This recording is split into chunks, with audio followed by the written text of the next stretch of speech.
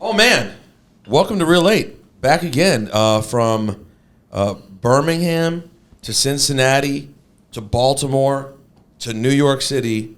My man Pink Siifu is on Real 8. What's good, bro? What's poppin'? How you feeling, man? What's poppin'? Wagwan. I'm feeling good, man. Thank you for having me. Oh man, thank you for making a trip in to do this, man. This is super cool. Nah, I had to. Mark told me it was a thing. You know, you told me it was a thing. I had to pull up, bro. It's only right. It's an honor. No, this is super cool, man. We were just talking outside a few minutes ago. I think I started getting familiar, and Mark could correct us. But when the Fly Siifu project happened, I believe, right? It was the Records of Fly Anakin. I think I first started playing. Yeah, that's right. That's and then you played Mark's event as well. Mm-hmm. And you played. And I was there right after you. Yeah. Mm-hmm. That's back pandemic. That's times. when we first met. Yep. Like, yeah. And that's now like going on 4 years. And that ago. was pandemic. Yeah. Oh, it was big. Oh, that was a big outbreak. Everyone got COVID. Everyone got COVID. Everyone got COVID. That was that doesn't happen now at Top Shelf events. No. But I remember that was a day when I felt very protected by the vaccine that day. I walked out. I was like, did you not get COVID? From that, no. Wow. And my vaccine was pretty fresh too, so I was like, oh, let's see how this goes. And I was hearing about other people, and like people we knew got put down. Yeah. People were getting put down. No, that was a like, funny time. It was a while. Because that was like the first real show. I think for me too. Yeah, that was the first like, all right, yo, let's try to be outside. Like, and I remember thinking like, oh, it's out. Like literally, figuratively, we're gonna be outside, but literally, it's inside. Yeah. And then when we got there, it was like I was hanging outside, and when we went inside, I was like, oh, there are people in here. Yeah, it's crowded in here. Yeah, this feels weird. This feels crazy. Anyways. So to everyone here who's a Pink Siifu fan who came here to listen to you talk, excited to have you here. To everyone who's here because you listen to the podcast I put up and you're unfamiliar, I'm excited with getting you familiar with Pink Siifu. How would you describe Pink Siifu in a nutshell? Because you really are a very diverse artist. You're not like any other artist we've had on the show, really. Like, I don't think I talked to anyone, or I recall speaking to anyone who raps, sings, does punk, does as many different styles as you do musically, and does them well. You're sort of one of a kind. So how do you describe, like you sit down next to someone on a plane and they're like, oh, what do you do, young man? How would you describe what you do? I appreciate that first off. And honestly, to just answer that last question, when people ask me what I do, I just be like,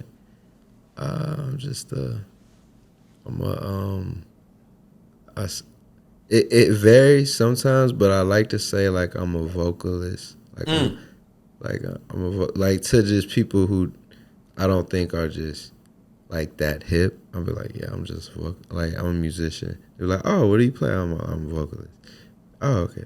And it just stops there. Now, is part of that, like, even if someone was a little more hip, but if they are hip, then I'll be like, yeah, I just like to fuck around. Yeah, I just like that because they be like, yo, you rap, you sing. I'm like, yeah, mostly it's the source is rap, but I just like to fuck around. Your influences are rap, right? Your earliest, sure. Like you're a hip hop head. Yeah, but off top. Like, I mean, it's a lot of people, Tupac is my favorite rapper. But Dungeon Family changed my life and changed how I hear what rap can be. Like Stankonia, Love Below, Speaker Box, like even Goody Mob shit. Like, it's just, that really fucked me up on some like, oh, damn. You rap on drum and bass, you can rap blah, blah, blah. And then a lot of people really, even like niggas like Lupe, like, cause I'm from poetry. Like I was telling you, I only started rapping during the blog era, like college, 2009, 2010, 2011. I graduated 2010. Where'd you graduate from? High school, Wynwoods in Cincinnati. Mm-hmm. College, Rice. I ain't graduated from Rice State. But you went. I'm at the cat, but You went to Rice. I went to Rice State in Dayton. Okay. And niggas will always talk about, yo, I seen Dave Chappelle at the bar or some shit, cause you know he out in Dayton, Yellow Springs. That ain't too far from Rice State. So like, Wait, they'd say who at the bar? I didn't hear Dave you. Chappelle. Oh yeah. Of course, that's his neck of the woods. Like I remember one time, bro, one of my homies, he was drunk one night. He's like, bruh, I'm mad as shit, bro. I was talking to Dave Chappelle for like 5 minutes, bro. Then I was about to show him your music, and then another drunk nigga just started talking to this nigga, bro. And I was like, and there was so many stories of seeing Dave Chappelle. I thought while I was up there, I was going like seeing they would just run to him at the bar, at the stores. Oh yeah. Well, and now he has his own spot out there. Oh God, and I love Dave Chappelle. How far is Cincinnati from Dayton? From Dayton, yeah. Like 2 hours. Got it. Like 2 hours. Okay. All right. Cool. Yeah. I mean, so as far as you know, Chappelle has not yet gotten hip to your music. Nah. But I love Dave Chappelle. But no, we're gonna make it. We're gonna make it happen. Yeah. I'll make it happen. But I started like a little late in the rap game, and I just felt like I've been influenced with. I started from poetry, so like Lupe was like one of the first niggas that I was like, oh damn, he rapping poems. Mm-hmm. Like instead of Tupac and like 3 Stacks, but like Lupe did it a little different, and I'm a Wayne head too, and like Wayne, when he did the Rebirth shit, when he was fucking with Pharrell, like he always just fucked with any type of beat, and like even on some hot boy shit, just coming from like how quote unquote East Coast or whatever the fuck niggas think on some like hip hop down south shit at that time, like country bumpkin shit, coming from Wayne came from.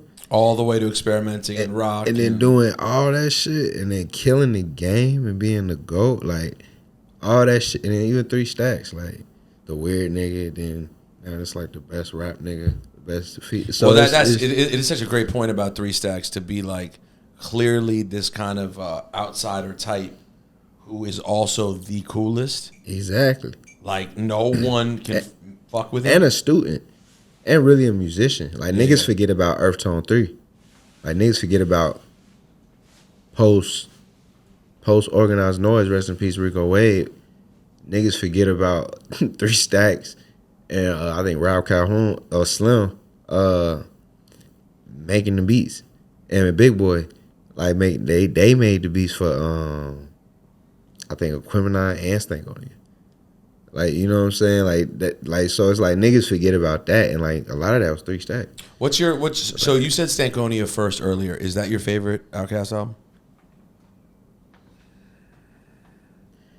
Nah, but them niggas. It's just what it meant. It was Love Below is like my favorite of the whole Dungeon Family shit. Interesting. But that makes sense, by the way.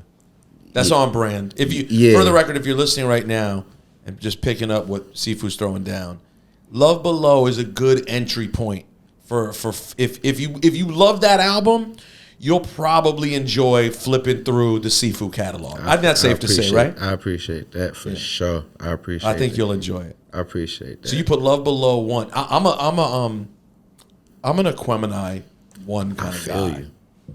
I feel you. It's hard. Listen, it's all hard. Like you. Honestly, at the time, like I kind of slept on Stankonia, and then I go back. Not slept on. I enjoyed it, but I didn't consider it on like the level of Aquemini. And then I went back, and I'm like, Stankonia was crazy. It's just like the drum and bass element, and like all of that hyper.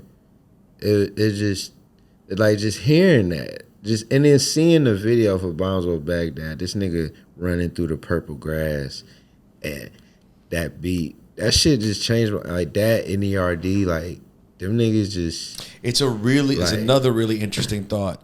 That time period, NERD, which is shortly thereafter, Bombs Over Baghdad.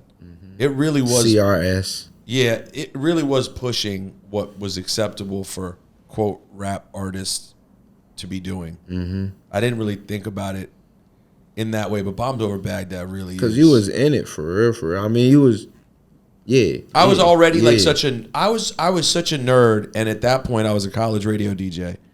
And like I guess the memory that's hitting my head as we're having this conversation is Outkast. I went to University of Maryland, and Outkast played Maryland.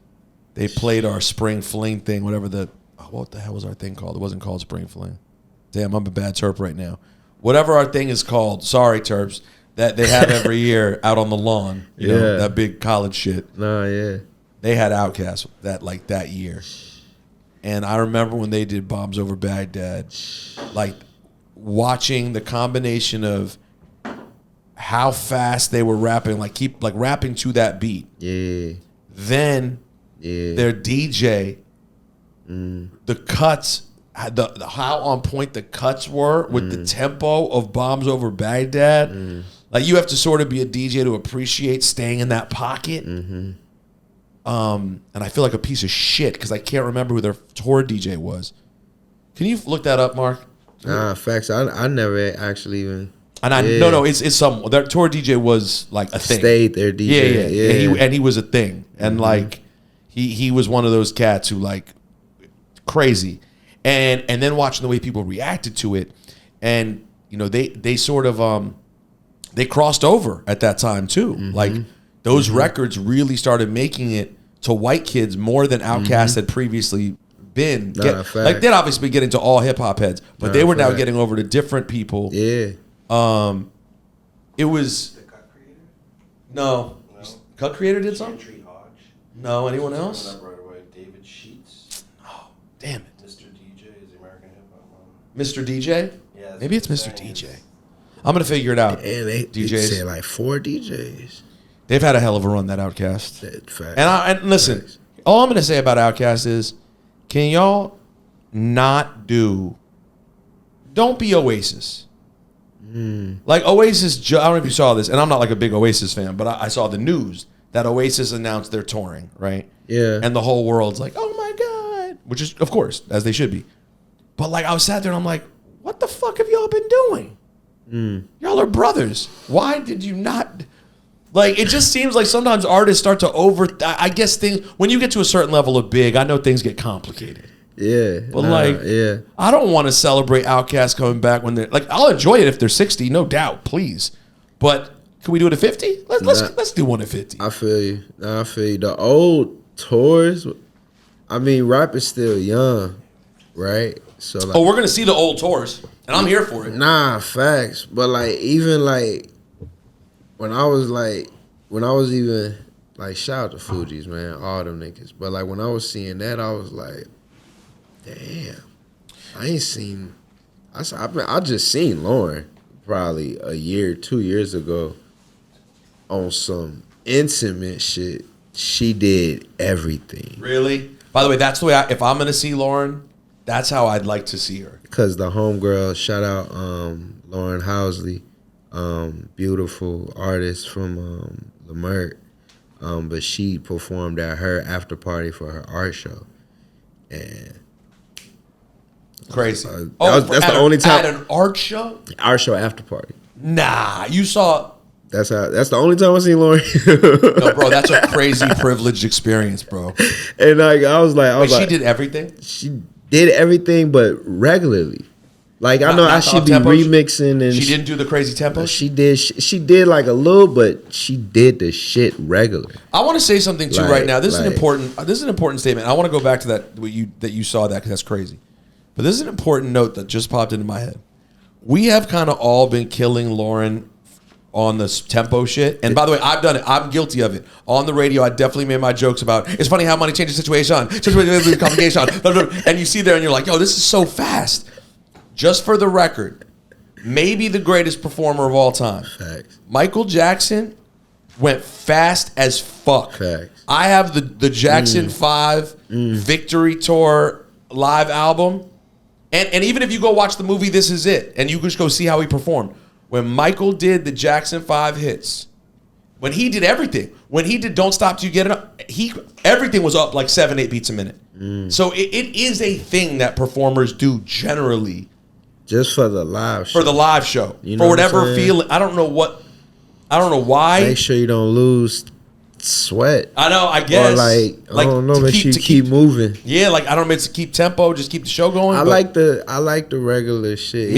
Even like I like when sometimes like I don't really like sometimes when rappers do shit with the band, but I like when it's like I'm hearing everything I heard in the track. I'm the same. If the band does it, you know, the band has to be good though. Yeah, I do not like hearing live rap shows where it sounds like they're making. This is probably too old for your reference point, but do you remember the Brand New Heavies hip hop album that happened? Damn, nah. So there was a Brand New Heavies. Brand New Heavies were like a weird sort of alternative-y, soulful band on Delicious Vinyl in the 90s, and they did a hip hop album where rappers all perform with the band. Yo, shit's hard. A lot of good records on it. Mm-hmm. It's where the Far Side first did. I'm gonna play you something, but yeah.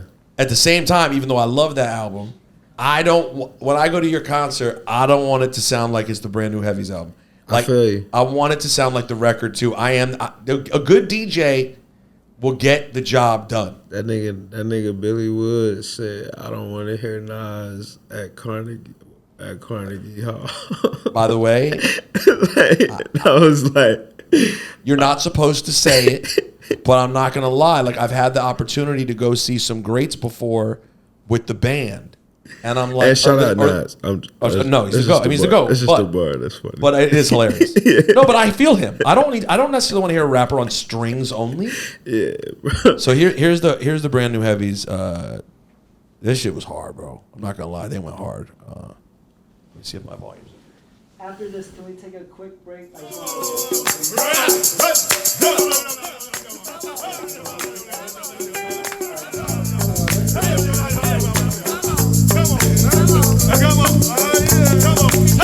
Shit crazy. It sound like some James Brown shit.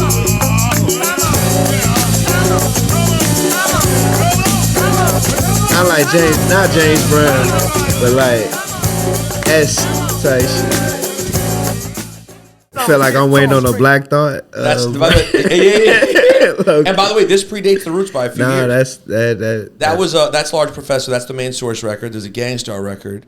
This Grand Poobah joint's hard.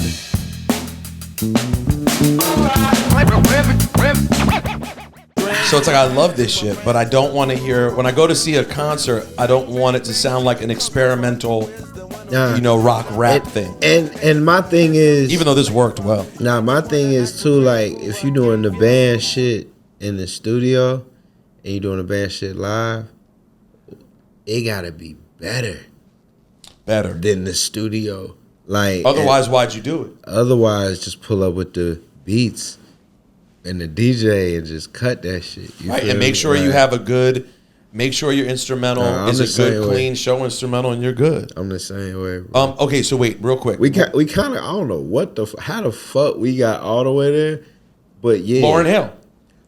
So back to Lauryn Hill. What did she did? She did all of she did the album hits. She did Lost Ones. Fact. She did Doo Wop. She did X Factor.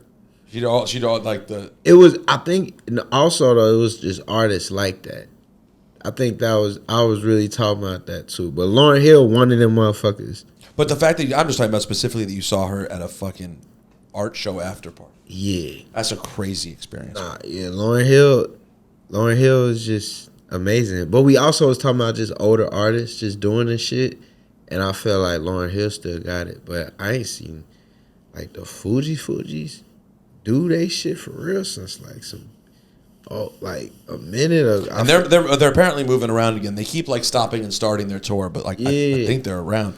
But niggas gotta buy them tickets. Like, fuck out of here. Don't be blaming Lauryn Hill. Buy them tickets. No. And by the way, like I'm excited for this next generation of, like, when I say next generation, I mean the older cats. Like LL Cool J just put out an album that's dope. I'm excited. Produced entirely by Q-Tip. Have you listened, bro? I've heard a couple songs and I love all of them. Bro, Q-Tip murdered this album, bro. The track with Ross and that shit's crazy. That shit's crazy. Tip is they did really crazy. I was just saying to Mark, I need to get this instrumental album too. And I wonder if they'll do it.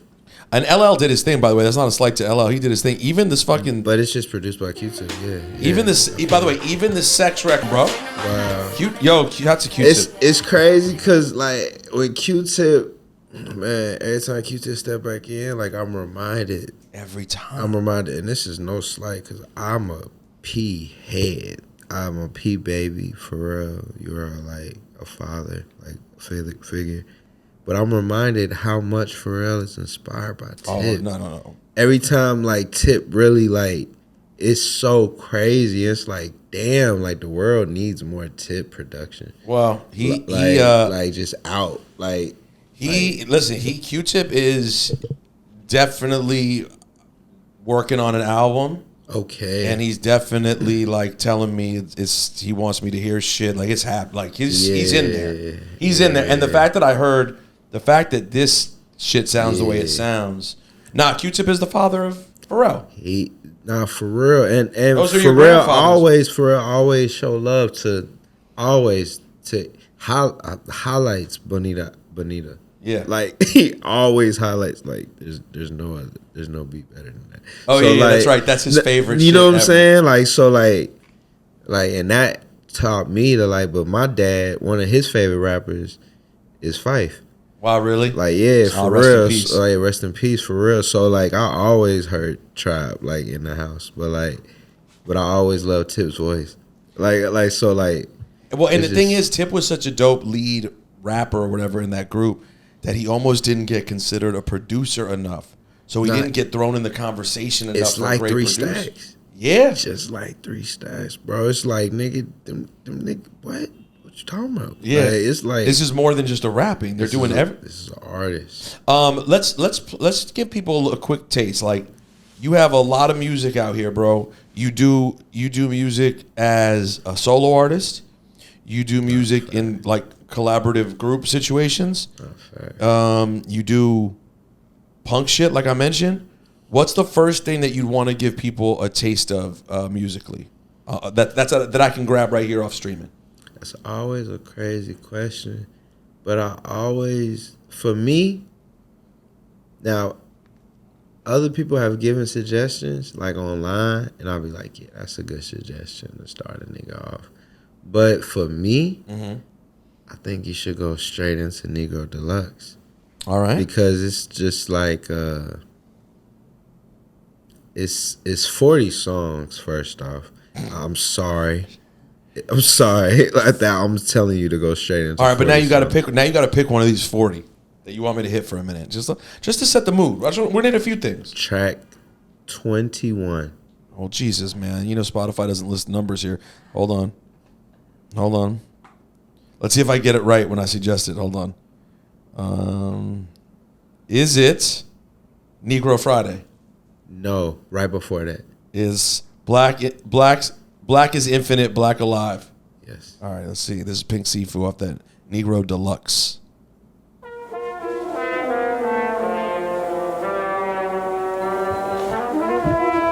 a long track. That's very long. Just trying to give him a taste. Yeah.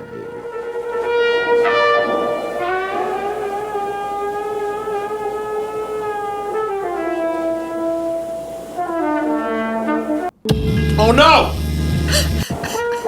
Sorry. Yeah, no, just get through this. We'll skip ahead. An artist would pick the song that has a 2-minute intro of just a horn playing. Some real artsy fartsy shit.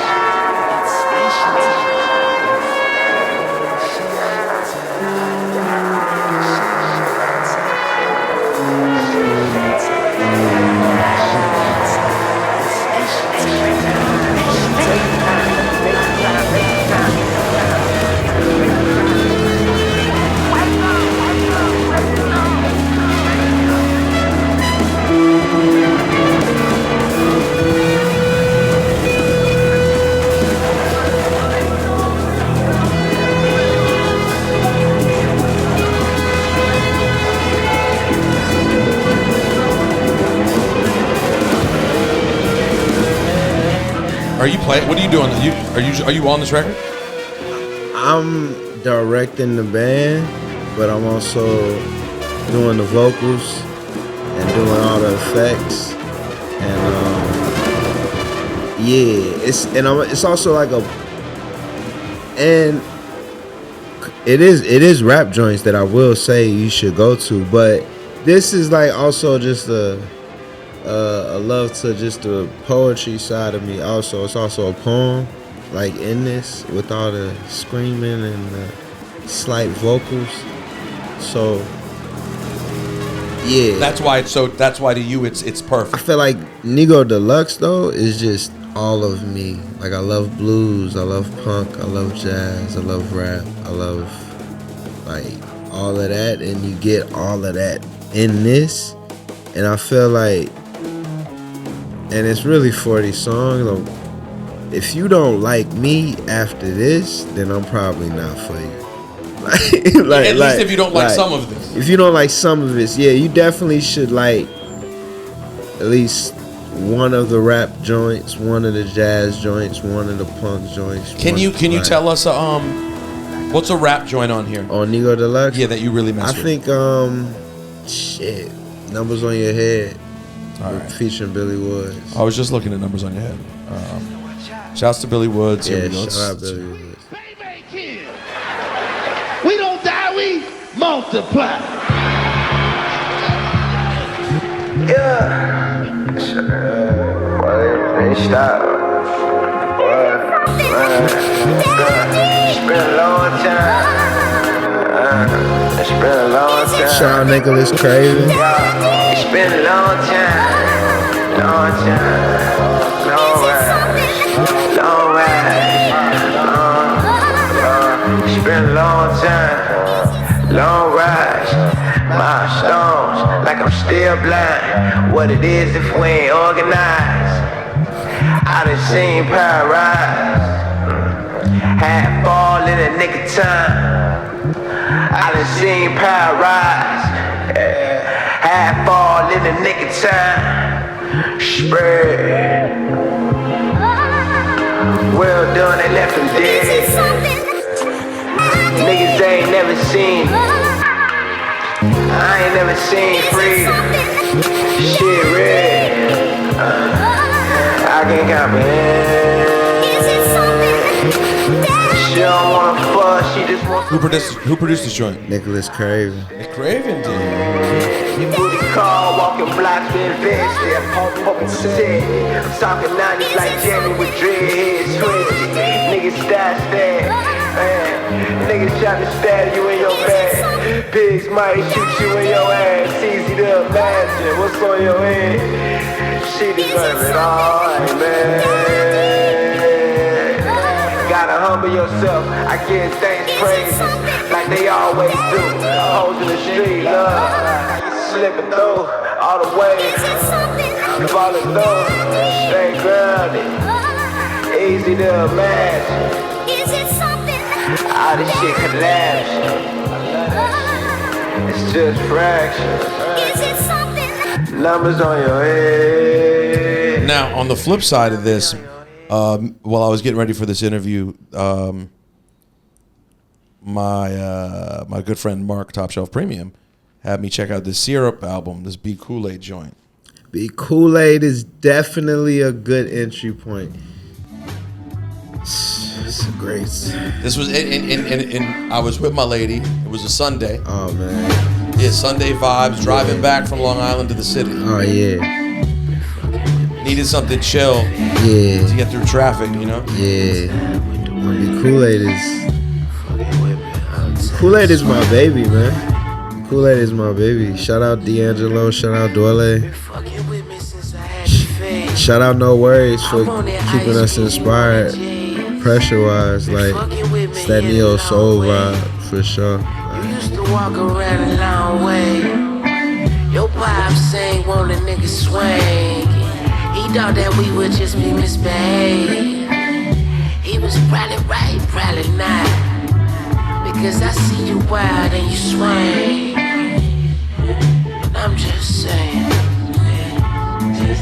I'm just saying, babe.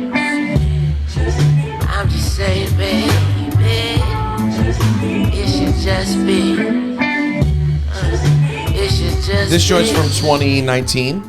2019. This one's great, man. Just be. I also went back to Ensley, your early. Yes, sir. That's what folks would say is the debut. That so folks would say that's the debut, but it's not the debut, or it's sort of the debut. It's the debut. It's the debut, but I really enjoyed this too. I've been making music for a little minute. But this was like a complete body of work. This is like my first real complete body of work. Told him chill. When I get it, he can throw This is away called Pop's bills. Tired. He ain't trying to sell. Problems on my head. Sun up in the field. New slaves up in the field. New pain, something I'll never feel. What you know about that for real? Look, that face don't look the same. Shook still. Look here. In my eyes, nigga, in my head. I ain't the one to hide from niggas. If you fam, I'm riding with you. We was running from the pigs only. On me. Gun up in my face. Nigga, what it's gon' be? Smiling with my gold teeth. Might put on a So, long Siifu, how many like you would describe? I'm guessing your place right now in music is still like it's like a niche thing. Like people, if you know kind of situation. For sure. Yeah, respectful. Yeah, not respectfully. But yeah. Have you heard from people on the more mainstream side of things who have caught wind of what you're doing yet? Because like it really feels like to me, like the difference between being sort of a niche quote underground artist and being like the it artist who everyone's talking about, like, will they win best new artist? They're so different. They're like, I know I've been in the industry a long time, Facts. and people would have you believe that like I know the Illuminati and can explain to you what the difference is. But unfortunately, if that were true, I'd have a lot more money. You'd be rich. I'd be super rich if I knew. Rich, and I would have. rich. Yeah, and like Homeboy Sandman would have already won a Grammy. Like shit would have already facts. happened. But like, yeah, like it's so funny to think about what's that blurry line of someone who's doing something that is so clearly ill and different and genre bending and boundary pushing, and the person who does things like that and also gets all the acclaim for doing said things. And then furthermore, do you aspire to that at all? Or are you happy kind of being in this place where the cats who know that Pink Siifu is ill know that Pink Siifu is ill? Fire question. I shout out. It is some artists that I would definitely call iconic and big that have shown love.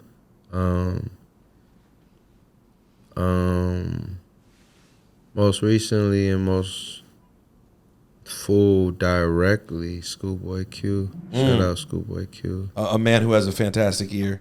But fantastic year. I'm a big fan. Been a big fan for a long time. I haven't talked to this nigga, but shout out even ASAP Rocky. Like one time he went on live and rapped all the grip tape. Wow.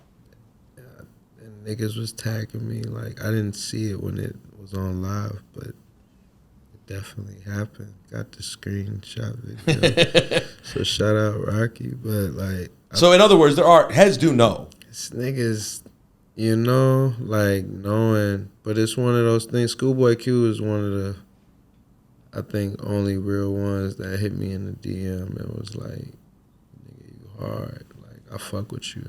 Like, so I shout him out above a lot of other ones just because. He was so direct. You know what I'm saying? It's because that's meaningful. But, yeah. And it's just like, you know, it's niggas like that's fans. I'm a fan of their work too, so I ain't even trying to slight them or whatever. Like, but like, you know, it's just niggas like that. But yeah, Virgil before he passed. Really? Virgil was a fan. Rest in peace. He reached out? He followed me and I reached out to him. Wow. And then I was like, hey, Virgil. And then he was like, your frequency's been a big inspiration over here. Wow. I was like, when I was on tour, and I was like, when I get back to the States, we gonna link. And he passed. So That's a weird experience, right? it's weird. Cause Like Virgil is like, I love Virgil. Like that was, like just creatively and Right. just like, so it was. So it's definitely been niggas. My bad, but it's definitely been niggas like showing love. But I do aspire to be. My favorite artist is Prince. So I definitely want to like kill shit. Like, but do you I also love Doom. exactly? So like I don't. It's whatever. Like You're good with whatever route gets presented. Yeah, cause I know the work I'm putting, and I know what Sun Ra left behind. I know what George Clinton left behind. George Clinton was celebrated for sure, especially with rap. But I feel like niggas was downplaying the funk so crazy, and then even when Sun Ra was doing his thing, my dad loved jazz. He loved Charlie Parker. He loved bebop. I talk about Sun Ra. He like, oh, you like Sun Ra? You like that weird nigga? You feel me? Like just on the jazz level, like Sun Ra was even looked at as like. So it's just, but what they left behind, Space to Place, big inspiration for everything you've seen aesthetically. George Clinton, countless inspiration. So I'm down to be that nigga too. I know my babies, like the babies that love Negro, the babies that love Gumbo, and the babies that love all my new shit coming. Like I think I'm cool with that. But I definitely want to kill shit though. I definitely want to kill shit. I don't want to be Beyonce. Right. But you also want to get, what I'm saying? a little sniff of the flowers here and there would be nice. Yeah, you know what I'm saying? Like just because of the hard work. But shout out to artists that show love. The Virgil thing must be weird too, because when someone passes who A, you admire, but B, when you don't know the person, but you did just have like this little connection with them, it's a weird, it hits you weird. Nah, facts. Because just him being hip at that time. We're talking about like 5 years ago. Talking about head of Louis. Right. Like, nigga, you hip to me? Like, I don't know. I don't know. I took that as like crazy. Like, so I was just like, I don't know. Like, I already he was the homie. Right. You know what I'm Off saying? top. Like off top, like just off of that. So like, it is super fucked up, but it is definitely like a couple other homies. Like shout out my nigga Cam Hicks. He creative directed for Yachty's rock album. I love Yachty's rock album. Yeah, I love it. They did a great job with that. Did that shit. Shout out Nick Hakeem, that's my baby. Shout out Fouché. Body those features and vocalists. The vocals on it are great. Yeah. So yeah, it's definitely love where it is. But and shout out Tebe. Tebe didn't show love too. Now, real quick, biographically for you, you're from Birmingham originally, and then ended up. And then when did you go to Cincinnati? I was like 7, 8. So, but you have people in your family in Birmingham. Yeah, I would go to Birmingham every break, and my grandma and all my cousins and everybody lived in Birmingham. We was the only niggas to go to Cincinnati. So like, cause my dad got a better job. So that's so interesting. So even though you were like the formative years were in Cincinnati, yeah, your whole family. I got my first twerk in Birmingham. So important experiences were happening in Birmingham. Yeah, just like life shit, like first funerals, first weddings, first twerk, first crush, like yeah, all that in Birmingham. Cincinnati, I went to school in Cincinnati though. Confidence, swag, had to talk to girls, had to talk to every type of nigga. I was a band geek. What were you playing in the band? Drums, bass drum, drums, just in general percussions. And yeah, I was cool with everybody. The hood niggas, the football players, basketball players, cheerleaders. So I was one of those band geeks because I was also a dancer. So I'll go party, all the team parties and shit. I'll battle niggas. Krumping was at his height. So you really wait, Krumping was wait you were crumping Krumping out here? I was dunking on niggas. Wait. Pink Siifu was it you were It's a video. Yo, shout out my nigga Navy Blue. He loves every time we together. He loves talking about it. But it's a video on YouTube. of you Krumping? Yeah, but I'll send it to you. Please do. Please do, because I didn't. It's only one, but I'm mad because I killed it way harder in other videos. I used to in band, we used to go, when we used to go to different schools, I used to dance battle different niggas in the band and shit. So I didn't kill it way harder on camera, but I don't know where the camera footage at. I'm like, mom's got whoever mom, they gotta get that shit to me. So I don't really dance like that no more though. But I'm trying to dance though. Childish Gambino, shout out him. He got me a little inspired. you go to the show? I'm trying to dance a little more. Have you seen his show though? Nah, I haven't seen his new show. I haven't. Me neither. No, I haven't. But I love Childish and I love Tyler. They be dancing, and they ain't real dancers, but they be dancing. But they still cool. dance. It's Yeah. It's cool. Gambino in particular, he'll push with the. He be pulling up. I remember the first time I saw him dance, I was like, oh wow, I didn't expect this to happen. I fuck with it. And he kept it's sweet, it's calm, it's still. I fuck with it. if you of the stuff that's not music, performing music, or crumping. Now I've learned. Besides that, what interests you the most artistically? Is it fashion? What gets the bulk of your thought? Probably film.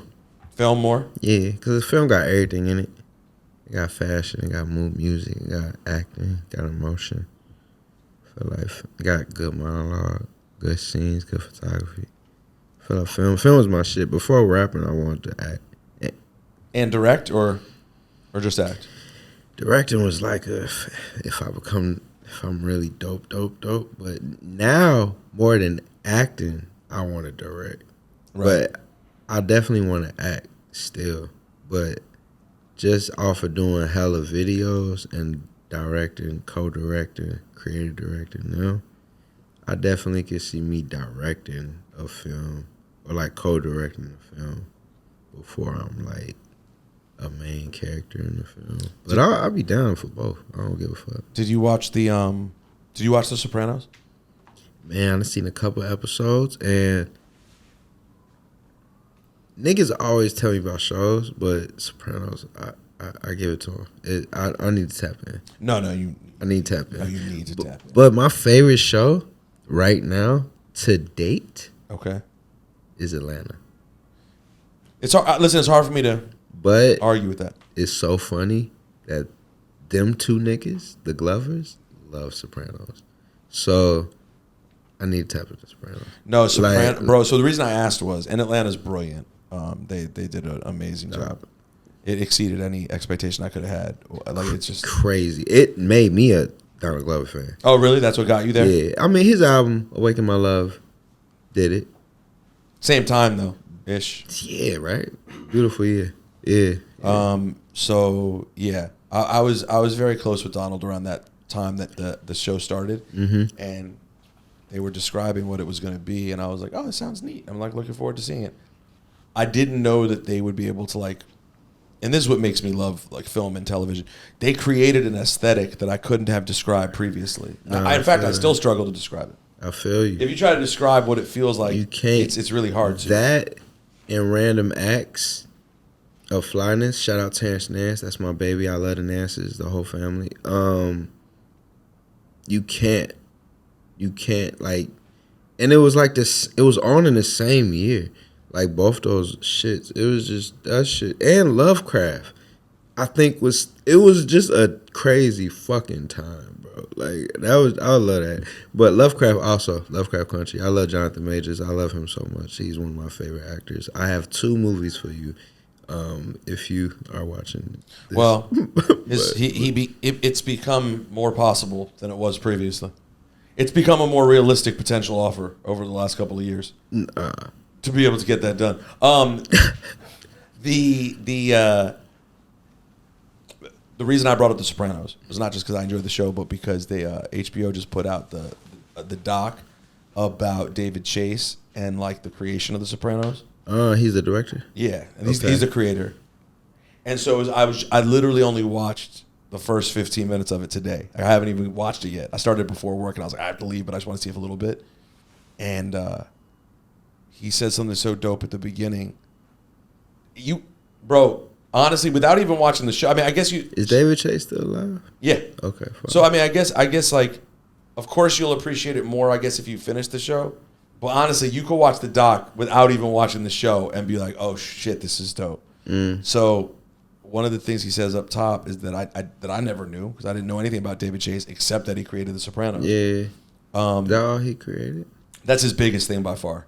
Like he was a known writer up to that, so I don't want to like disrespect the shit he did previously, but this is his thing. That is the thing.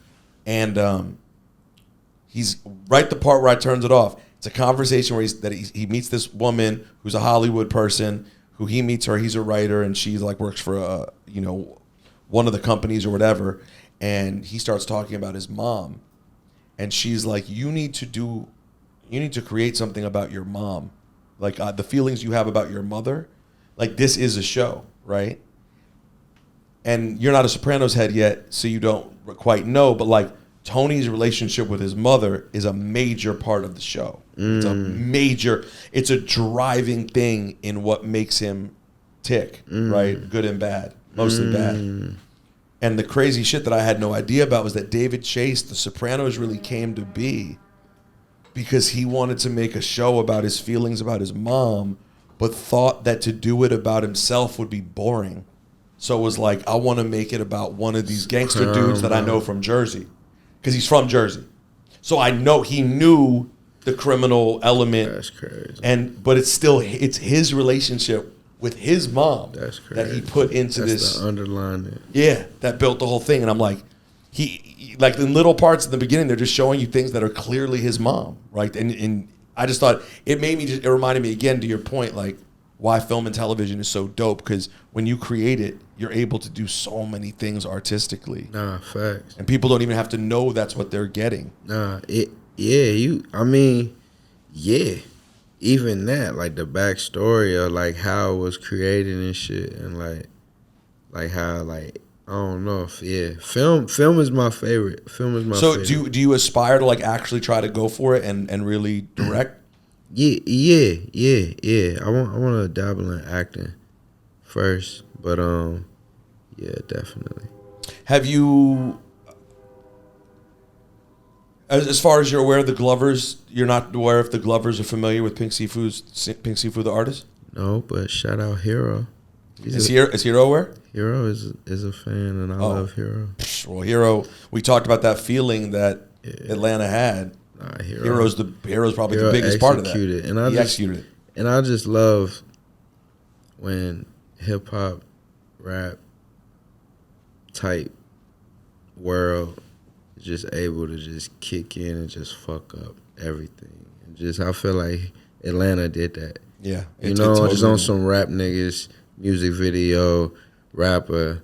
Let's go a comedian first. So right, comedian first. Let's not forget that. Right. But still, like fuck shit up, like. And again, back to your point, like back to the Andre 3000 from the beginning. Exactly. Nerdy. Exactly. Outsider.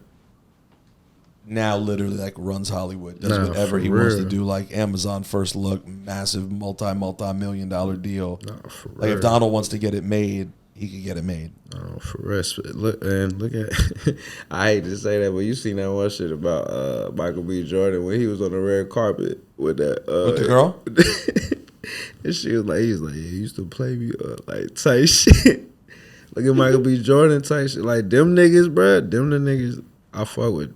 Them type niggas. Like, not that I only fuck with nerd niggas, but I just fuck with niggas that just like, nah, they seen it they way. They seen it. The Michael B. Jordan clip is so that shit. We gotta let's everybody gotta. If you, that's some like underdog revenge shit. You gotta play that before you go in the studio or some shit. Like It's so crazy. I forgot about it. Hold on. I know when I pull up red carpet, it'll be the first thing that pops up, right? that's for sure.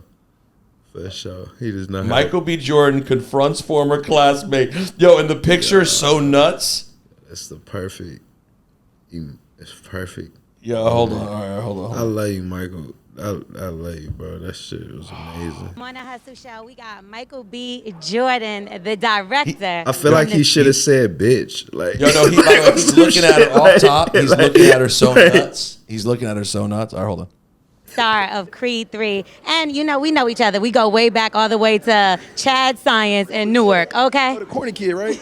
No corny kid. I did not say that. Misquoted for sure. No, you did not hear me say I said we used to make fun of the name. But yeah, he is obviously killing things out here. Yeah. How was the difference between you actually directing and working with the same people that you were directed with versus?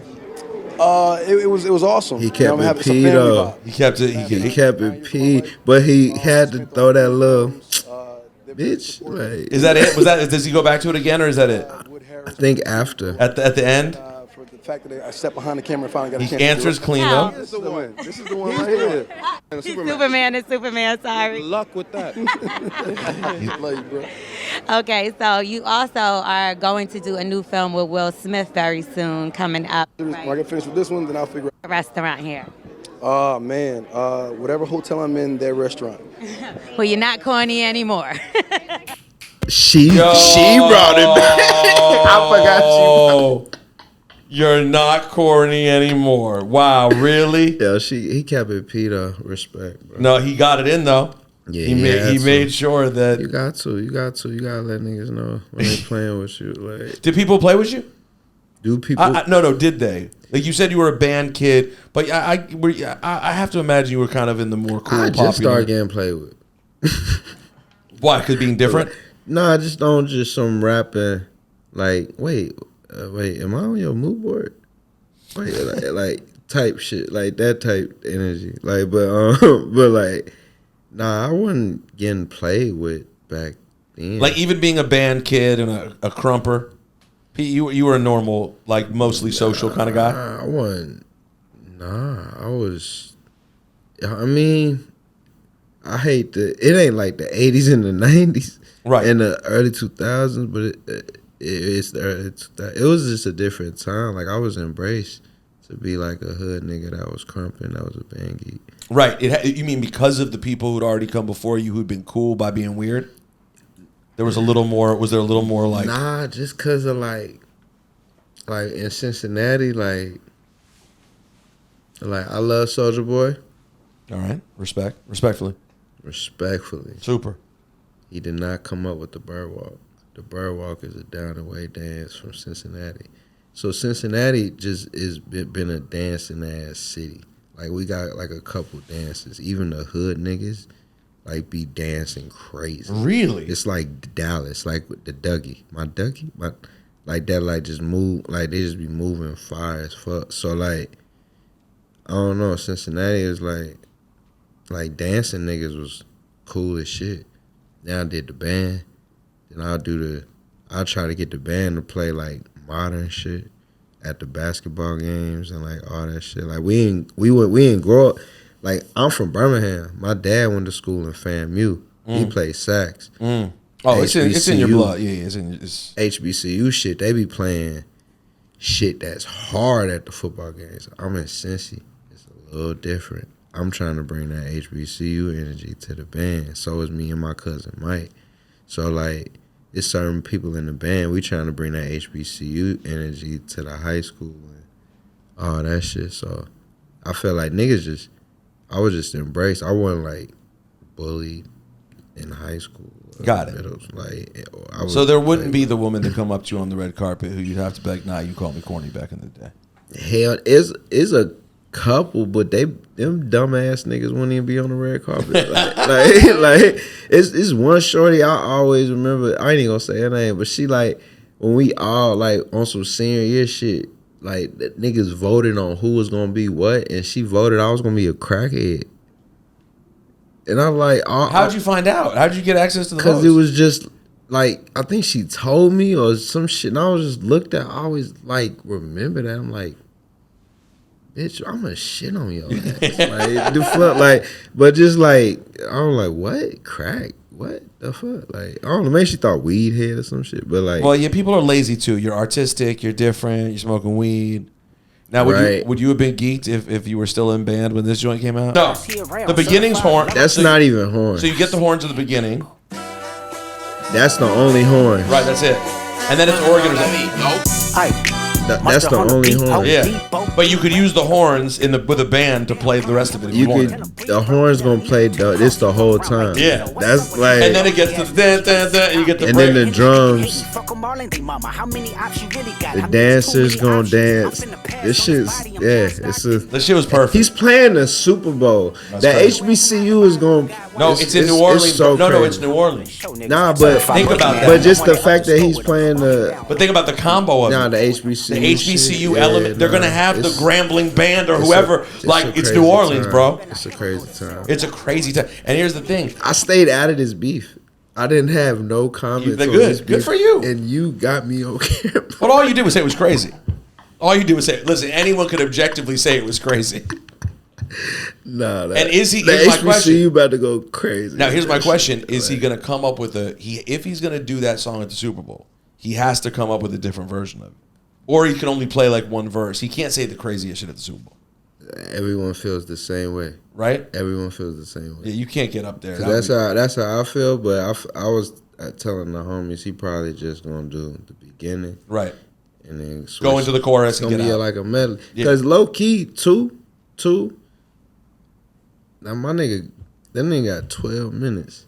It's quick. So it's like you gotta hit all right. You gotta do. You can't spend that much time on Not Like Us. No. So like a minute. Like yeah, like like so.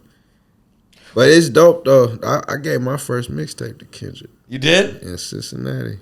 He was doing a show? Section 80 just dropped. Wow. I love Kendrick. I love Jake. I love them both. Well, of course you do. That makes sense given the kind of music you make that you would love both. I love both. So like, but yeah, it's very dope to see a nigga from this backpack type of world do the Super Bowl. Shit is like inspiring on a whole nother level. Like for real. Will he do this at the Super Bowl? This is my question for you. Man, boy, that shit. I really want him to do. Would he do this? I got a bone to pick. I don't want you monkey mouth motherfucker sitting in my throne again. Hey, nigga, what's happening? Nigga, came back to the hood. I'm mad. He can't do this, right? It's big, but like it knocks. This song knocks in concert. Why wouldn't he do it? And so it bitch, where you and I was walking. Now I run a game, got the whole world talking. Because I don't know if it qualifies as a hit, but it's the shit. Nah, this is a cultural hit. Cultural hit, right? It's a cultural hit, and that's the thing too. It's like Kendrick got some of those, but he like even at the pop up, he ain't play the ones like. No, he had more. You know what I'm saying? Is this gonna happen at the fucking Super Bowl? Has to, right? Yeah, he got to. They got to. Yo, you realize how underground rap this is? If this plays, it got to. This. I would take this over. I think he's doing this over Bitch Don't Kill My Vibe. Bitch Don't Kill My Vibe is so, he might do it, but it's like he might do the melody of it. Yeah, just for a second. This is the only thing from this album he need to tap. Nah. You're forgetting. You've been to Kendrick show before, right? Have you been to a big Kendrick show? I've only been to the one that I went to when he was OG, and then I went to one where he opened up with Big Boy, kind of like a year later, and then I went to Mr. Morale. Man down. Because this one always rang off super big at his shows too. But I'm just like, my nigga, you not gonna hear that at, like on some. you don't want to really hear that bleeped out. Like I know it's a lot of bleeps. You know. Oh, but also we're forgetting about I got loyalty, got royalty. Damn. He's got that. He's got He's doing a lot of damn. He's doing a hella damn. New Kung Fu Kenny. So crazy it was so crazy that he had Kid Capri all over the album. This Kid Capri. Yeah. I ain't know that. You didn't know it's Kid Capri all over the album? I ain't know that. I don't give a fuck. Kid Capri's all over it. He doing all that. Everything. I'm willing to die for this shit. All right, no, he's not doing this. He's doing this though. Nobody pray for me. It been a day for me. This is definite. This is a definite. He also doing family. He also doing that family shit. Wait, which one? The shit with him and Bakeem. Oh, family ties. Yeah, he definitely doing that. Which is funny too, because that song was playing with Drake too. He gotta do that. He gotta do that. It's gonna be a very interesting night. I love how many different things you tap into culturally. Like it all makes sense for you because like Kendrick makes. Of course, you're a Kendrick fan. Of course, you're a Prince fan. Nah, yeah. Of course, you're a 3000 fan. Of course, you're a Q-Tip fan. Pharrell fan. Like it all makes so much sense. You know what I mean?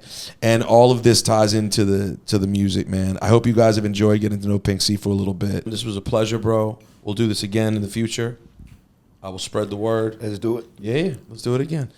His name is Pink Siifu, man. I appreciate you, man. Shouts to Top Shelf Premium. Josh, Mark, I love you, G. Shout out Top Shelf, man. Appreciate you, bro. Thank you.